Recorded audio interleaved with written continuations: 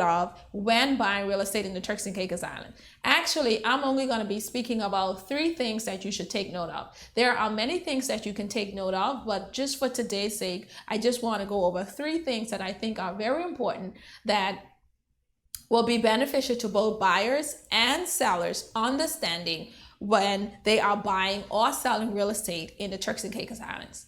The first thing that I would like to speak about today is about the title of the property. All right? Title of property is so important. Being a real estate agent, there are many times when I'm listing a property for sale, I would say to that seller, I would like a copy of your title so that I can prove that you are the owner of a property. Some sellers know what that is. Some sellers do not know what that is. So it's important to know what it is. I actually have in my hand today just a sample of how, just making sure you can see this on camera. This is your land register and this is how it looks. So for anyone who is asking you about the title of your property, you should have a copy of a land register. This is important to sellers as well as it is important to buyers to be able to understand what the land register is about. And right at the top of it, you will see where it says land register.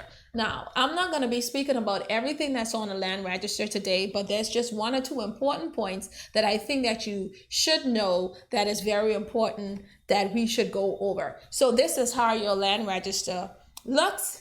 This is your title. Now, like I said, this is important to sellers because you need to have a copy of that land register to show proof that you have ownership of it. It's also important to buyers so that when you have already purchased a property, that's the document that you would receive at the end of your purchase, showing where title have transferred from one person's name into now your name. Again, this is important so that you cannot be tricked. If you are buying a property and someone has said that the transaction is completed, you should be able to receive one of these land registers to show your name on it. If you don't have one of those registers with your name on it, then you need to check your process and make sure that that property was registered and that you are the true owner of it.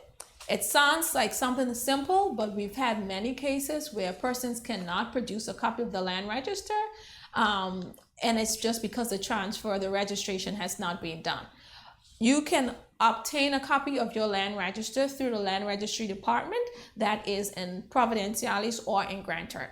And it's just a $25 fee that you can use to obtain that land register. Okay, so I wanted to say that about it.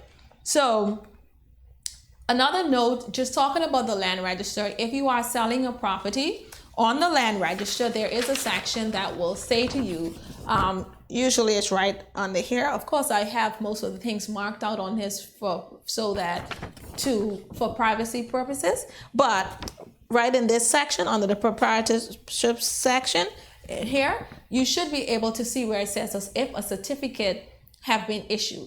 Now, a land register looks different from a land certificate.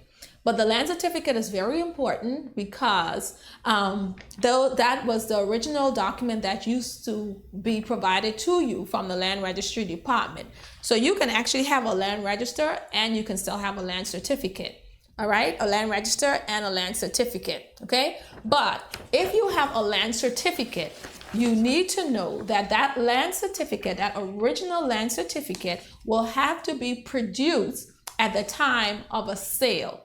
Okay, that's important to know because even though you have a land register, when it's time to do the completion of the registration, you will have to hand in that land certificate. So look at your land register, see if it says original land certificate issued. Therefore, you can look for it. If you do not have a copy of that, you need to notify your attorney that you're working with, and that attorney can help you to go through the process to notify the registry that the certificate has been lost or stolen, and they will go through the process of dealing with that issue for you because it has to be dealt with before you are able to do any transfer of ownership. Okay, so there's only one land certificate, but you can have many copies of a land register. So if you want 2 and 3 copies just to have it saved file in a file, you can, but there's only one land certificate. I hope that that's clear. All of this is talking about the title of your land, okay? Definitely, like I said, once you have already done a sale as a purchaser, you want to make sure that your property is registered and that your name is now on that land register. So if you are buying or selling, it's important for you to have a copy of your title, which is your land register, to show ownership if you're selling, and if you're buying, to see that ownership has been registered into your name. Of course, there is a lot of information that is present on the land register. We will touch base on 1 or 2 things as we speak further about what's important to know if you are thinking about buying and selling, but that is a very important point. The other thing I would like to say about the land register is that because it shows ownership, if for any reason you are sharing a property with someone else, so if a property is owned by more than one person, you must know that you cannot sell that land unless each individual who is in ownership of that property agrees to sell. This is very important to know because I've had times where, persons have came and said, well, this person is selling my property, this person is not selling property, and I have to say to them, they cannot sell if your name is also registered on that land register. So please, if you are an owner of a property and if you're owning it with someone else, both of you have to be able to sign off on any documents giving permission to sell or to transfer that ownership of that land, okay? There is a case where you may be as a joint proprietor. Then if one person passes away, then of course that person cannot sign. So of course there is a process for that. And that person can be removed off the register. And there is a process that you can go through with your legal advice to help you to take that person off the register that gives you permission to sell. Okay, so that's really important to know. So make sure if you don't know where your documents are, you can order a copy, get an extra copy through the land registry department. You just need to know your block and parcel number. And with that block and parcel number, they will be able to provide you with a certified copy of a land register that will outline all the details of the ownership of that property and to be able to tell you exactly what is going on with that property. All right, so that's one of the things I wanted to talk about today in terms of things that you need to know or that you should take note of when deciding to sell or buy a property. That the title affects both the buyer and the seller. And do you know that as a buyer, you can ask and request for a copy of the land register just so you can see the details for yourself. If you know how to read the register and be able to verify the ownership to make sure that this person is indeed the owner of the property. I'm mentioning this because not all sales will come through a real estate agent. So if you are buying a property from an individual, without using a real estate agent, this is something that you can do on your own. You can ask the owner for a copy of the land register for them to show you proof that they own this property, or once you know the block and parcel number, you can also go ahead and order a copy of it to see the details of exactly what is going on with the property. So there's no reason for you to be tricked into buying something that person doesn't have the right to sell you. You can order a copy of that land register and all the details will be present on that particular register to show ownership and details of the property. All right. The second thing that I would like to make note of is the survey certificate. Again, I'll show you a copy of how a survey certificate looks. So of course, this is just an example of how a survey certificate looks. Right?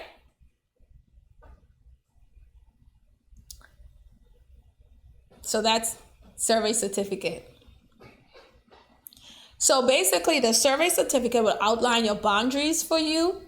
It will have even the boundary markers that you can check it out, and also will be able to show you if there are any buildings or anything on the land. We'll be able to point it out on the survey, allowing you to know what's happening with your property on the ground.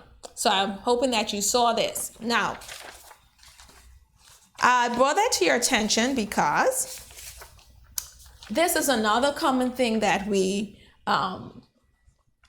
speak to customers about from time to time about your survey certificate. When you are looking at a property, whether it's a home or vacant land, your realtor will most likely take you to the site. One of the things that they normally will try to do is to show you where the boundary markers are so that you can know the parameters of your property, okay?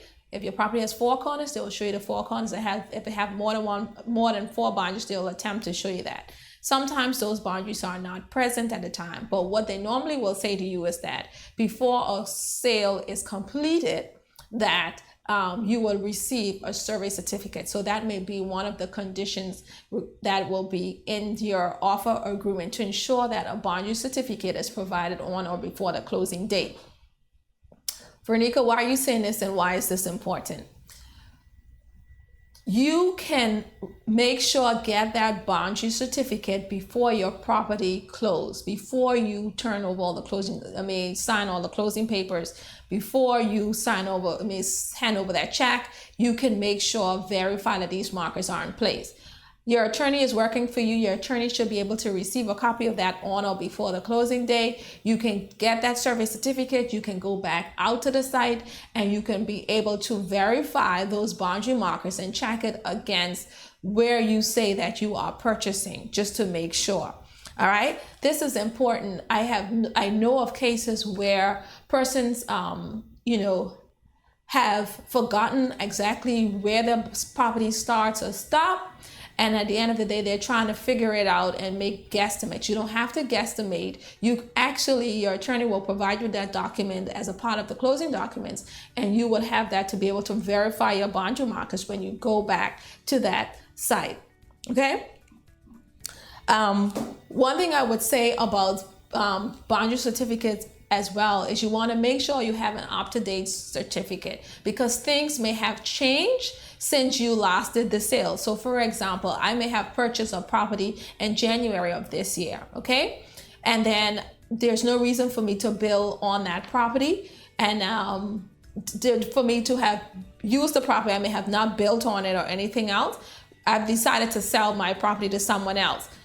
What that purchaser should do is ask for an updated boundary certificate, because someone may have come right next to me and bill, and they could have by some chance just bill on a portion of the property, which is called an encroachment. So it's always good to have an updated boundary certificate, just in case that anything has changed in the surrounding areas or with the boundaries of the property. You can have all of that verified at the time of the sale and closing. Okay. So boundaries is very important to outline the parameters of, the service certificates is important to outline the parameters of your property. It's good to have one updated just in case of anything that has happened around you since that property had been surveyed last. And also another thing is just to be able to verify if there are any encroachments like I have mentioned on your property. A lot of times, even sometimes someone is putting up a fence, they may put the fence over your boundary line, So these are things you would want to verify. By the way, it is a fine and an offense to remove boundaries that have been placed. But at the same time, there are people who go and do stuff like that, not knowing that it's an offense. And also sometimes there may be some, just say, pushing of a road or something in the area. So sometimes the tractor may have uprooted some of your boundary markers not unknowingly. So you want to make sure that those boundary markers are in place. And I would like to say this to persons before they bill. Like I said, please check your boundary markers. I've known of persons who did not adhere to going back in those documents that were provided by the attorneys, looking for that boundary certificate to verify the boundary markers, and have actually built on the wrong property because of that. You would be provided with a certificate, and if for any reason at the end of a closing you do not receive it, you have the right to ask your attorney to please provide you a copy once that was a part of the original agreement. Okay, I would also like to say that survey certificates, in most cases, the vendors provide the survey certificate, but purchasers have to do their due diligence as well, and you have to be able to understand what's a part of the contract. And if for any reason the vendor have decided not to provide a survey certificate, as a purchaser, I urge you to please go ahead and spend the extra money and get those boundaries put in place and get that survey certificate issued so you can know exactly where boundaries are before you start clearing anything down or before you start doing any building. It's just about safety and making sure that you're building on the right property. Okay, so just want to say, every contract, you can put that as a subject to condition, but boundary certificates are very important. It outlines your boundaries. It outlines any encroachments. It shows you the shape of your lot. And the boundary markers are right at the corner, so it's easy to read, and you would not be able to make that mistake of, building on someone else's property. Okay, so the first thing, like I said, was about the title. The second thing is the survey certificate. This is something you should take note of when buying or selling real estate. This is important. In terms of selling real estate and your survey certificate, your real estate agent would love to have that information to ensure that they are showing the right property and representing the right property. And it's easier to show purchases all the boundary lines. But as a purchaser, ensure that you have a boundary certificate just to make sure that everything goes smoothly. Now, one other thing I would like to say about surveys. When I was showing you the land register a few minutes ago, on the land register, there's also a portion of the land register. I just want to put this up just a quick second. Again, just a portion on the land register that says, right at the top, that says survey reference. Like I said, you can ask for your vendor to show you a copy of the land register, but also as sellers, you need to know this, because this is something we overlook a lot of time. Survey reference, you want to make sure that there's a J number, right? That it has a J number. Sometimes the land register would just have survey, the word survey. Sometimes the land register would just have a number here, but you want to ensure that there is an actual J number. This J number is an indication that this property have been properly surveyed and is registered with the government of the Turks and Caicos Islands. Why is this important, especially to sellers? This is important to sellers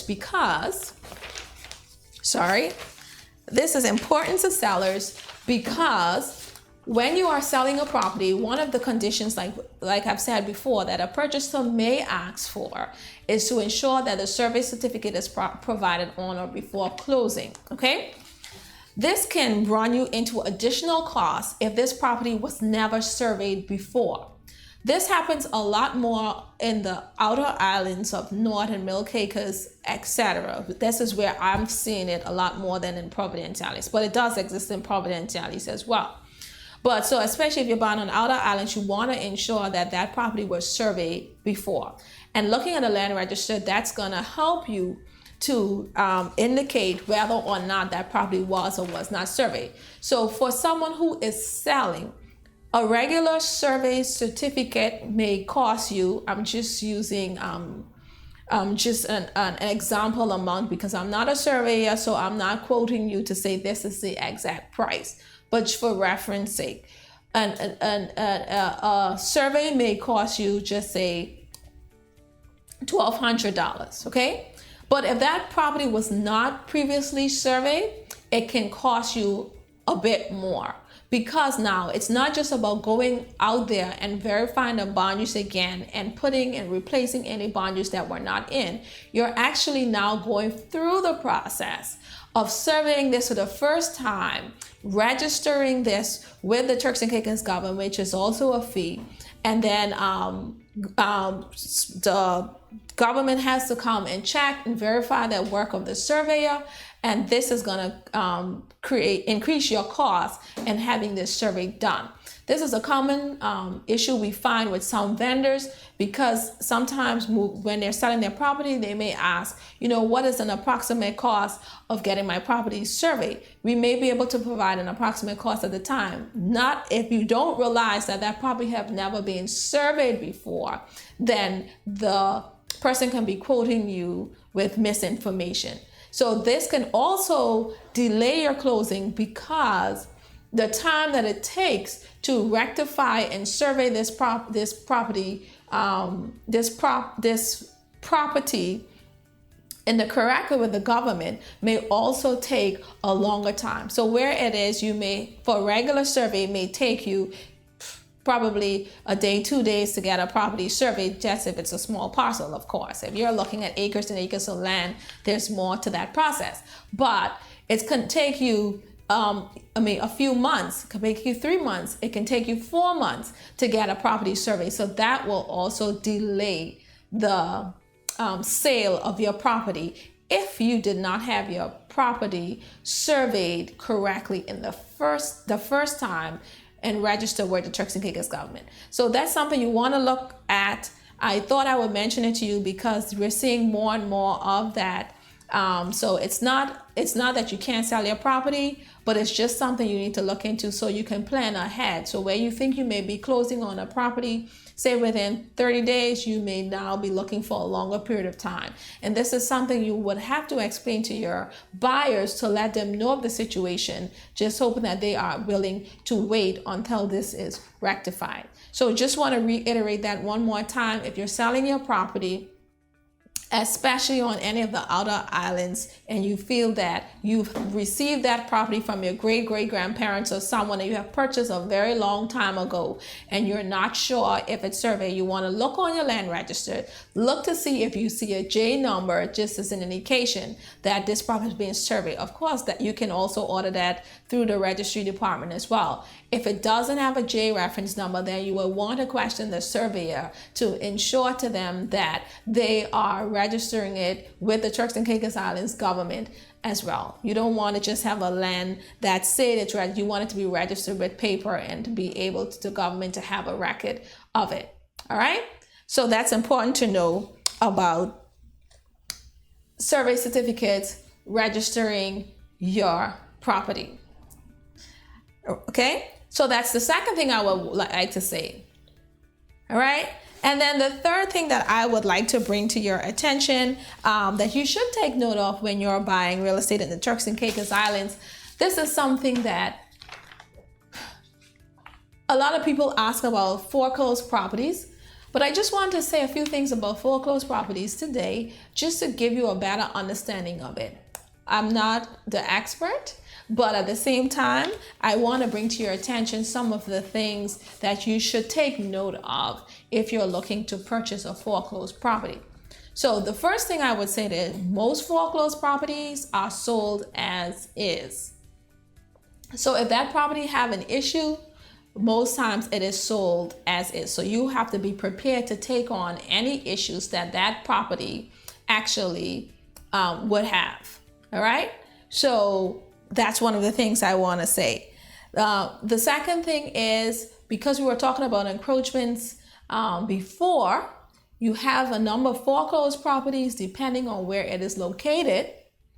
If it does have an encroachment property, you have to be also prepared to deal with that encroachment property should that company not be willing to deal with it, like the bank or the mortgage company or whoever has taken over the property. Okay, I have seen instances where persons have purchased foreclosed properties and they actually had to have dealt with the encroachment. I know this particular gentleman, he did because he knew the owners next door, it was easier to take on that property and be able to deal with it. I knew of an owner who thought he would be able to and then wanted to resell, and now it is an issue.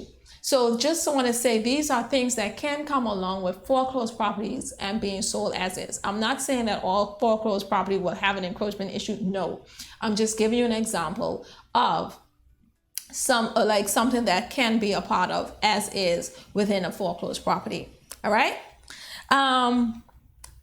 Foreclosed properties, again, most of the banks or mortgage companies or liquidation companies, they work along with an agent. So I'm saying that because sometimes you may just go to the bank and think, I want to buy these foreclosed properties. No, these properties are actually listed with some of the agencies. And guess what? They are listed at market value before, and they're not just giving the properties away. The bank has to do their due diligence and have to make sure that they try to get market value for these foreclosed properties before first. So they're going to get evaluations done to make sure that the value of the property is in line with what's happening with the market. I often tell people that because they feel like if a property is in foreclosure, they feel as if they're only paying what that person owes on the property. That's not the case. Or they're just paying a minimum for a property. That's not the case. They have to show the owner of the property that they have tried to get market value for that property. So they're not just selling it at what that particular person owes on the property. So I just want you to take that in mind. And a foreclosed property doesn't necessarily mean either it's a low-end property. You can have high-end properties that are in foreclosure as well. The other thing I would say to purchasers, know what they need to know if you're looking at a foreclosed property. Sometimes, remember, the owners of these properties are living in them. So there may be delays in getting you access to them. Some people are excited and interested in buying, but you also have to have patience with the realtor and patience with those who are in the home, because your house might be in foreclosure, but that doesn't necessarily mean you want to sell. So you have to have patience with those who are living in the homes if it's the owners, and give them their space and give them an opportunity. Because it is a tough decision for them. No one wants to sell their home and get rid of it. So as a purchaser, have some patience when it comes to getting access to a foreclosed property. The other thing about foreclosed property I want to bring to your attention is most foreclosed properties, you can say, don't depend on it being sold furnished, because the furniture in the house actually belongs to the owner of the house. So if you look at a foreclosed property, don't go and expecting to take along that furniture with you. The owner of that house has the rights to take their furniture with them when they go. All right. These are just some of the things, because people are always thinking like, oh, I want a foreclosed property. This is the easier thing for me. But you have to give all of these things take all of these things in consideration. All right. So that's foreclosed properties. It's sold as is. Banks give it to real estate agents to sell, but it has to be sold at market value first. It's not just at what that person is owing. It may come as is, so you have to be able to take on all the all the things that comes along with that foreclosed property that you may not want to fix or do. You can't be dictating to the bank what to change or not to change. You have to be able to take on the property as is. Okay, I'm just going to take a quick look at my phone just to see if there is any questions that came in. If there aren't any questions that came in, I just want to say to you, just so you know, Let's Talk TCI Real Estate again is a show that is geared towards educating about all things real estate in the Turks and Caicos Islands. I enjoy speaking real estate with you. I enjoy answering questions that you may have. And I just invite you to, tune in. And if you have any questions, let us know. So these are the 3 things I wanted to talk to you about that you should, take into consideration if you're buying or selling. There are so many other things. the show is not about being all day. It's just about bringing the information to you, getting it to you, what's necessary, and that's it. No questions. So think about your title of your land. Make sure look for that land paper. If you don't know where it is, you can order a copy of it with the land registry. Also take a look at your survey once you've sold a property. That's very important. You don't want to make a mistake about building on someone else's land, because that's more trouble afterwards. And then also, if you are looking at something that is in the foreclosed property, know that those properties come on the market at market value first, and it is sold as is. And so that's basically what I wanted to talk to you about today. And if there isn't anything else, it was a pleasure just talking. You're listening, and if something you want us to talk about, please feel free to put it in the comment section. And until next time, I will say to you, stay safe and remain blessed. Have a very good Thursday. The views, thoughts, and opinions expressed on this show belong solely to Let's Talk TCI Real Estate, and not that of Keller Williams TCI or any of its affiliates. Any action you take upon the information provided on this show is strictly at your own risk, and Let's Talk TCI Real Estate guests or hosts will not be liable for any losses and damages in connection with the use of the material. I am not an investment advisor, broker, or dealer.